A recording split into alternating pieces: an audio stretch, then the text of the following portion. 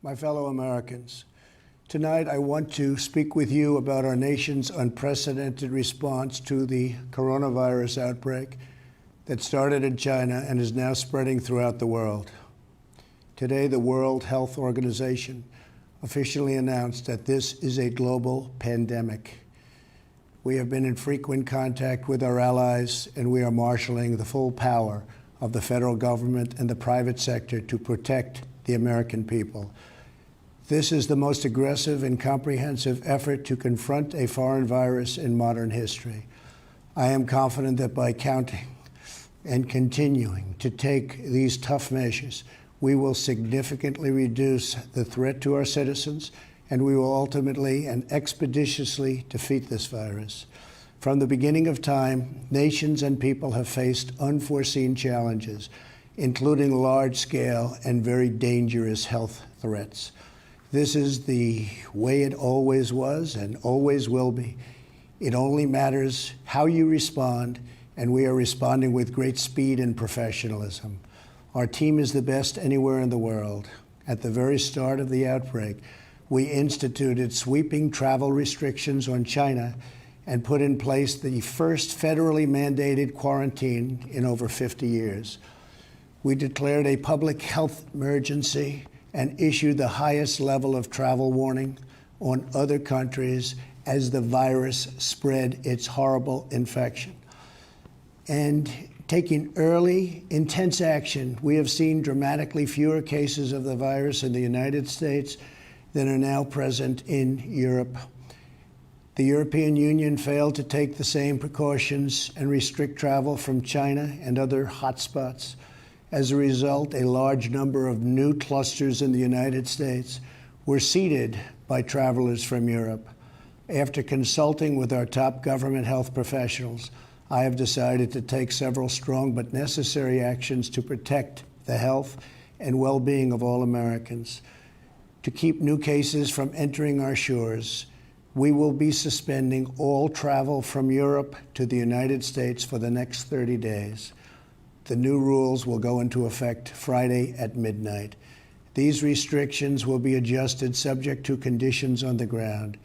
There will be exemptions for Americans who have undergone appropriate screenings, and these prohibitions will not only apply to the tremendous amount of trade and cargo, but various other things as we get approval. Anything coming from Europe to the United States is what we are discussing. These restrictions will also not apply to the United Kingdom. At the same time, we are monitoring the situation in China and South Korea, and as their situation improves, we will reevaluate the restrictions and warnings that are currently in place for a possible early opening.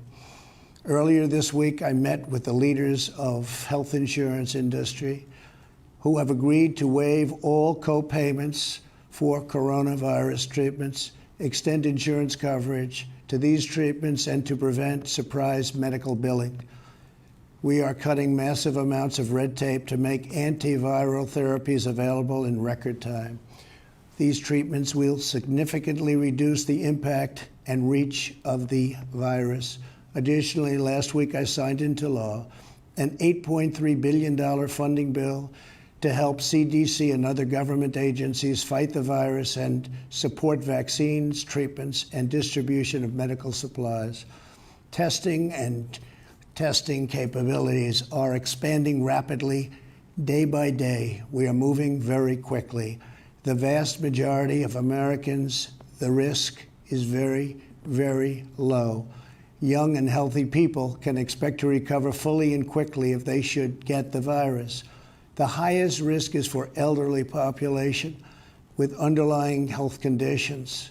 The elderly population must be very, very careful.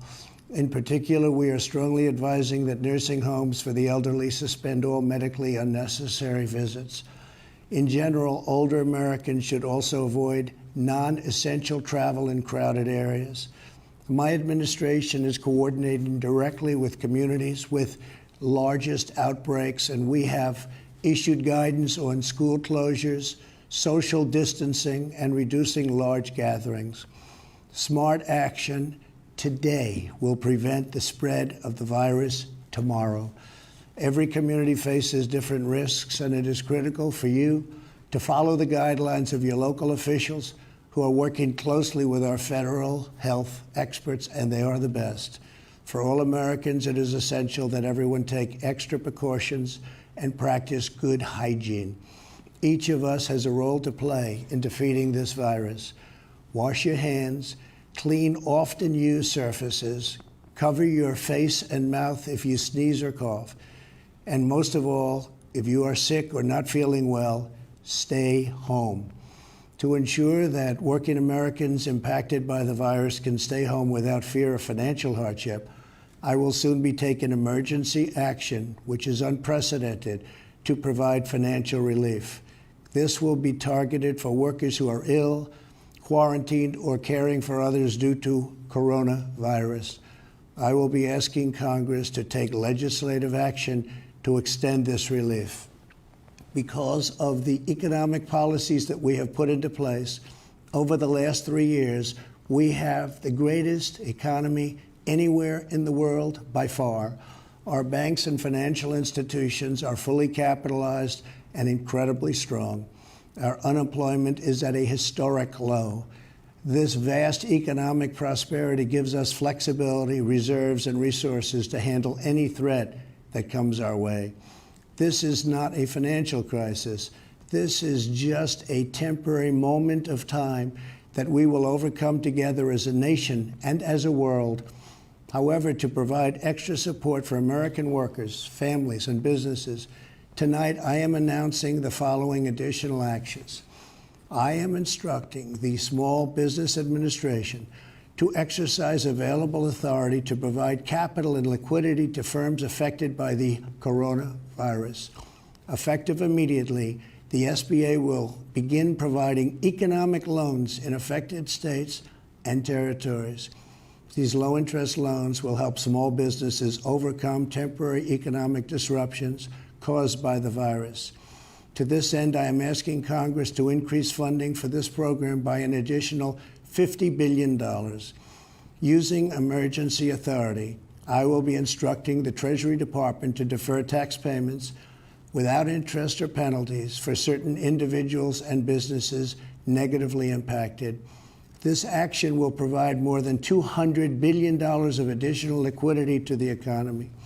Finally, I am calling on Congress to provide Americans with immediate payroll tax relief. Hopefully, they will consider this very strongly. We are at a critical time in the fight against the virus. We made a life-saving move with early action on China. Now we must take the same action with Europe. We will not delay.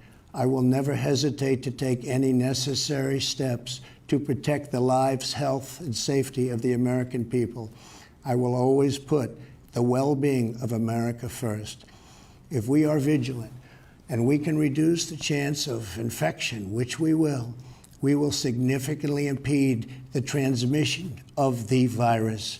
The virus will not have a chance against us. No nation is more prepared or more resilient than the United States. We have the best economy, the most advanced health care, and the most talented doctors, scientists, and researchers anywhere in the world. We are all in this together. We must put politics aside, stop the partisanship, and unify together as one nation and one family. As history has proven time and time again, Americans always rise to the challenge and overcome adversity. Our future remains brighter than anyone can imagine. Acting with compassion and love, we will heal the sick, care for those in need, help our fellow citizens, and emerge from this challenge stronger and more unified than ever before. God bless you, and God bless America. Thank you.